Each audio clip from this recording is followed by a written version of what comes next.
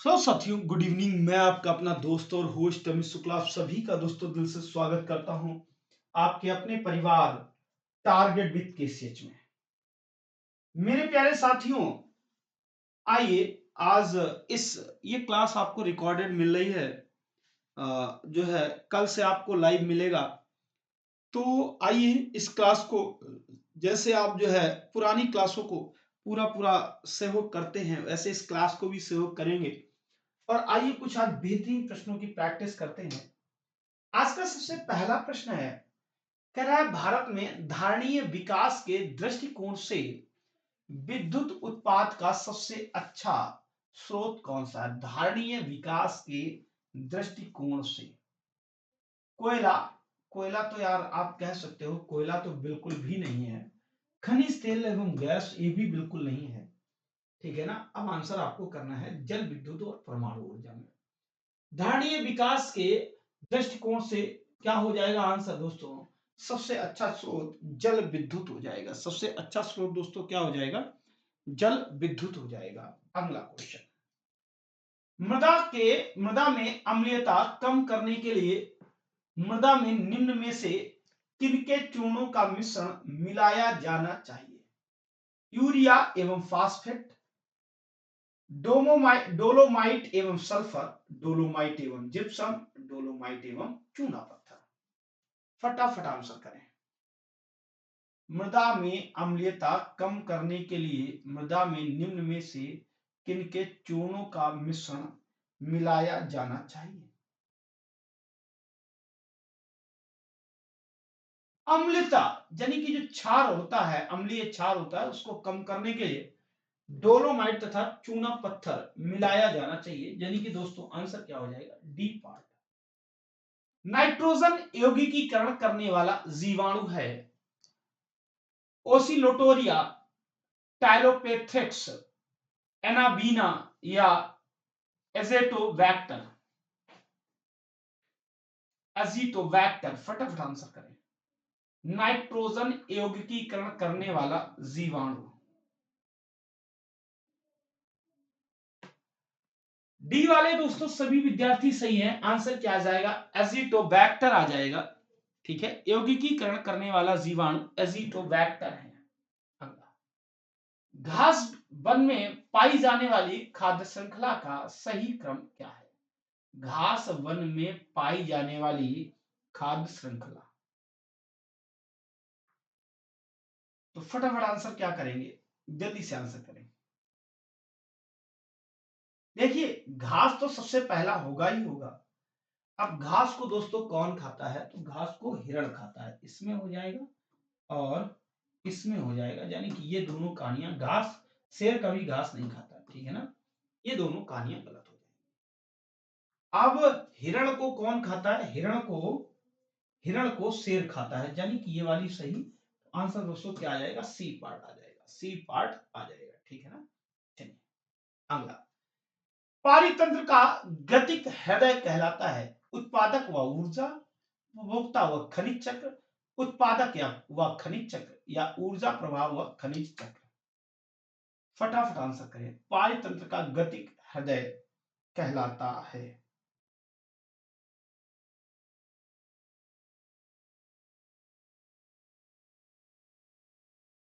फटाफट आंसर करें। आंसर दोस्तों क्या आ जाएगा? डी पार्ट आ जाएगा। ऊर्जा प्रवाह व खनिज चक्र। ऊर्जा प्रवाह व खनिज चक्र। पारितंत्र में होती है ऊर्जा हानि व खनिजों का लाभ, ऊर्जा लाभ व खनिजों की हानि, ऊर्जा व खनिजों दोनों की हानि, ऊर्जा व खनिजों दोनों का लाभ। फटाफट आंसर करें। पारितंत्र में, तो पारितंत्र में दोस्तों आपको पता है पारितंत्र में क्या होता है? दोनों की हानि होती है। क्या होता है? पारितंत्र में दोनों की हानि होती है। सी वाले सभी सही। अगला क्वेश्चन, खाद्य श्रृंखला के आधार पर जीवधारी होते हैं मांसाहारी, मृतोपजीवी पादप, या शाकाहारी या प्रकाश संश्लेषी पादप।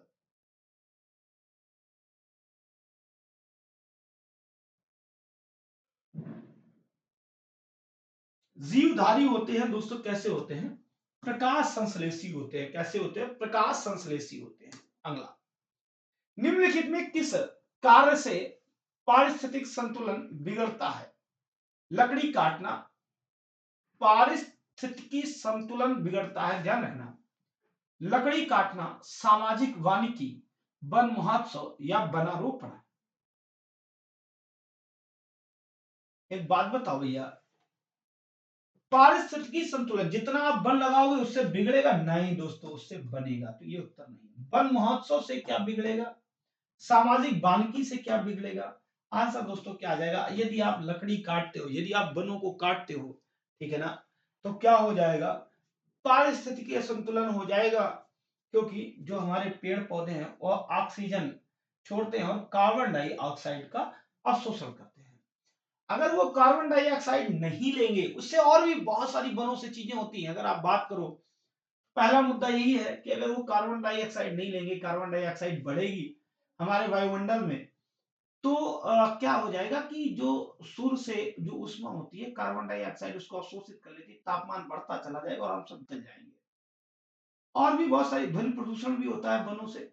उससे जो ग्रीन निकलती है, ग्रीन, ठीक है ना, वो क्या करती है, वो जो ध्वनि, जो जैसे जहां पे ज्यादा बड़े बड़े कारखाने, वो अवशोषित कर लेती है उन चीजों को, ठीक है। नहीं तो उससे हमारा ध्वनि प्रदूषण बहुत होता है, और भी बहुत सारी चीजें। 10% का नियम देने वाले वैज्ञानिक, इसमें मुझे ऑप्शन बताने की जरूरत नहीं है, इतना आसान है, छाप दो, सभी छाप दो विद्यार्थी। ओडम, लिंडेमान, टेंसले या हेकल। सभी बच्चों ने छाप दिया बिना कुछ कहे सुने हैं।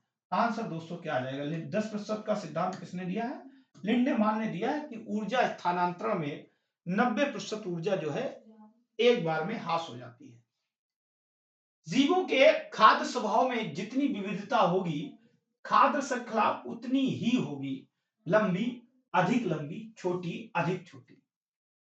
जितनी विविधता होगी उतनी ही खाद्य श्रृंखला क्या होगी दोस्तों? उतनी ही अधिक लंबी होगी। जितनी वैरायटी के जीव होंगे, उतनी ही कौन किसको खाता, फिर कौन किसको खाता, वो बढ़ती चली जाएगी। तो आंसर क्या हो जाएगा? अधिक लंबी। जितनी ज्यादा जैव विविधता होगी, उतनी खाद्य श्रृंखला अधिक लंबी होगी। अगला क्वेश्चन, पारितंत्र में ऊर्जा का प्राथमिक स्रोत है पर्णहरित, एटीपी, ऊर्जा का प्रकाश या हरे पौधे?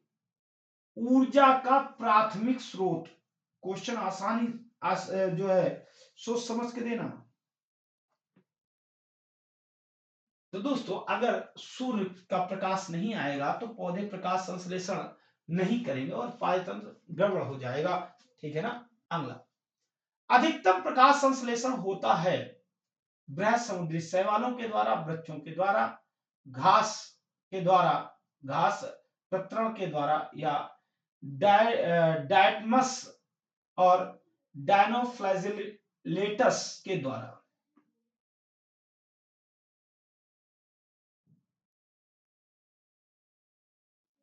दोस्तों, अधिकतम प्रकाश संश्लेषण जो है वह डायटमस और डायनोफ्लैजिलेटस के द्वारा होता है। डी वाले सभी सही है। अगला क्वेश्चन, मैम ने कई बार कराया आपको। अधिपादप का अच्छा उदाहरण है लाइकेंस और आर्किड्स, लताएं और कंठ लताएं, पादप प्लवक, या इनमें से कोई नहीं।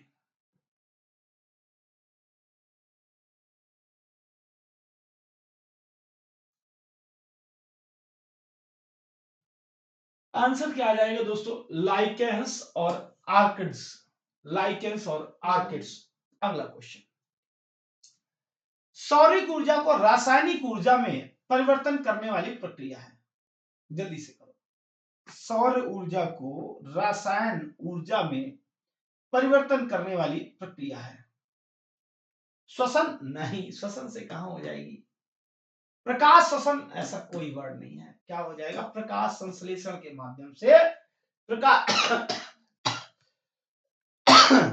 प्रकाश संश्लेषण के माध्यम से सौर ऊर्जा रासायनिक ऊर्जा में परिवर्तित हो जाती है।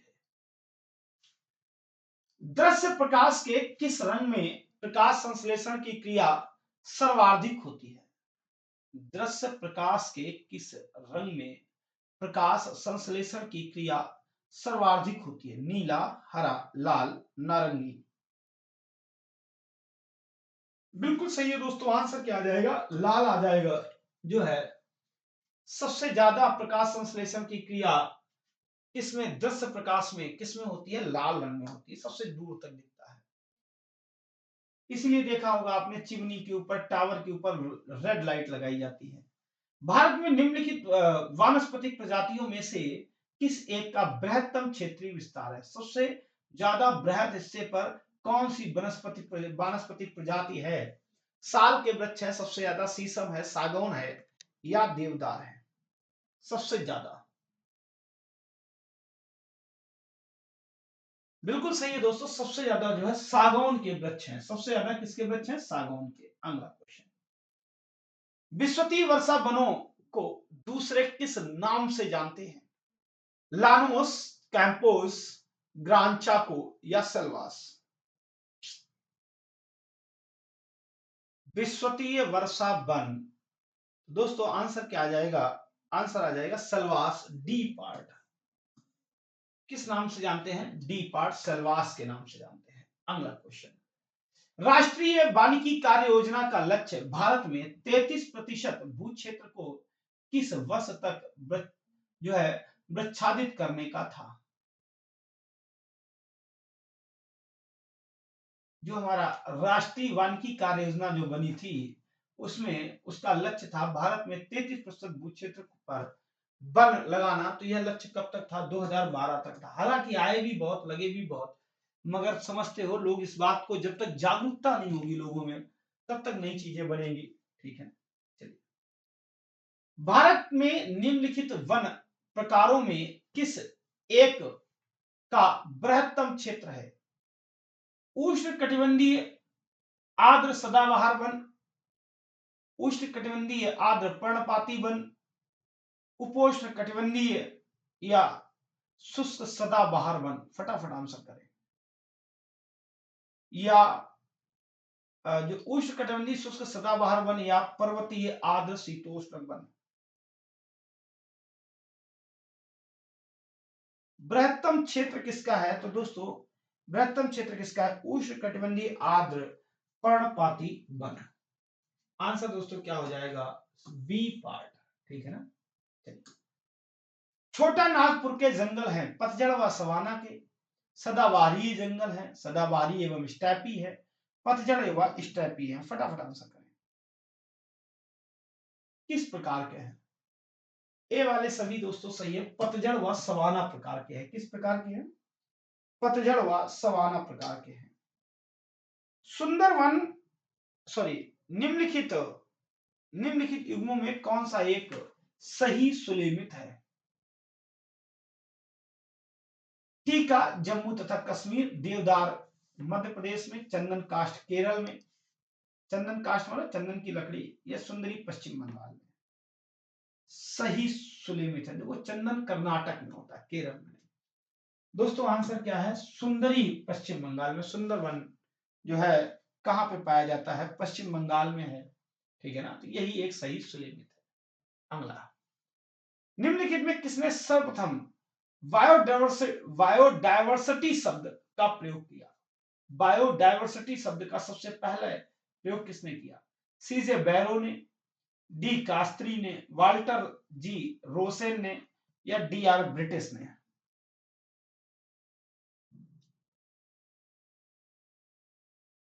आंसर दोस्तों क्या आ जाएगा? C part, Walter G Rosen ने।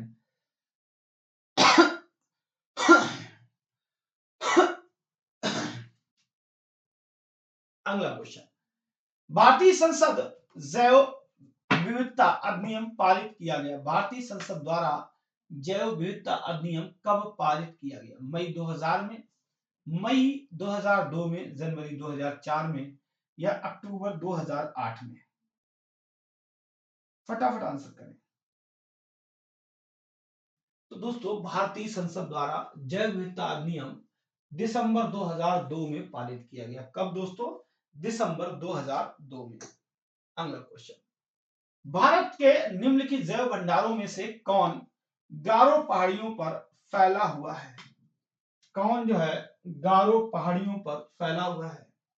नोकरेक, अगस्त्या मल्लाई, दिहांग देवांग या नंदा देवी? फटाफट आंसर करें।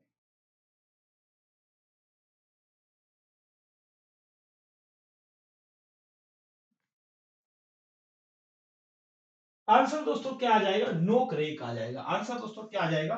नोकरेक आ जाएगा। अगला क्वेश्चन, निम्नलिखित में कौन एक यूनेस्को द्वारा प्रमाणित भारत की बृहत्तम जैव मंडलीय निधि है?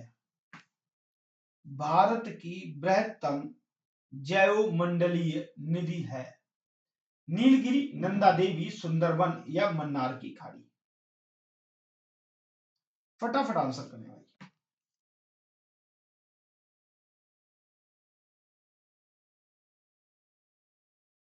आंसर दोस्तों क्या आ जाएगा? मन्नार की खाड़ी। डी वाले सभी सही है। अगला क्वेश्चन कह रहा है अपस्फोटन किस यौगिक द्वारा कम की जा सकती है? बहुत अच्छा क्वेश्चन है। अपस्फोटन किस यौगिक द्वारा कम की जा सकती है? आइसोऑक्टेन द्वारा, एनहेप्टेन द्वारा, टेट्रा इथाइलैंड द्वारा या बेंजीन द्वारा?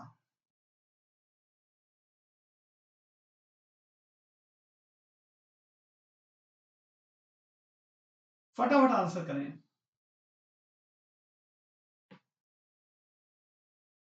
आंसर दोस्तों क्या आ जाएगा? टेट्रा इथाइलैंड द्वारा। टेट्रा इथाइलैंड द्वारा अपस्फोटन जो है यौगिक द्वारा सॉरी अपस्फोटन कम की जा सकती है। अगला क्वेश्चन, अखबार में कौन सा विषैला तत्व होता है? बहुत अच्छा क्वेश्चन है। कई सारी हमारी बहनें क्या करती हैं कि खाना बनाती हैं और उनको टिफिन में रखना है या अपने मतलब बॉक्स में रखना है या कहीं भी रखना है, उसके नीचे अखबार लगा देती है। वो नहीं लगाना चाहिए। क्यों नहीं लगाना चाहिए? क्योंकि उसमें कौन एक विषैला पदार्थ होता है, कौन सा? पारा, लीड, मैग्नीज या कैडमियम? क्या होता है दोस्तों? लीड होता है। क्या होता है? लीड होता है। वो जब रोटियां गर्म होती हैं, ठीक है ना, तो वो गीला होता है और वह हीट से वो छूटता है और चपक जाता है रोटियों में। अगला, वातावरण में सर्वाधिक प्रदूषक कौन सी गैस है? वातावरण में सर्वाधिक प्रदूषक गैस कौन सी है? ब्यूटेन, बेंजीन, मीथेन या प्रोपेन? फटाफट आंसर करें। बिल्कुल सही है दोस्तों। आंसर क्या आ जाएगा? सी पार्ट वाले सभी सही है, मीथेन। अगला, घर में हानिकारक विकिरण का सबसे बड़ा स्रोत है? फैन, हीटर, रंगीन टीवी या ट्यूब रोशनी? हानिकारक विकिरण का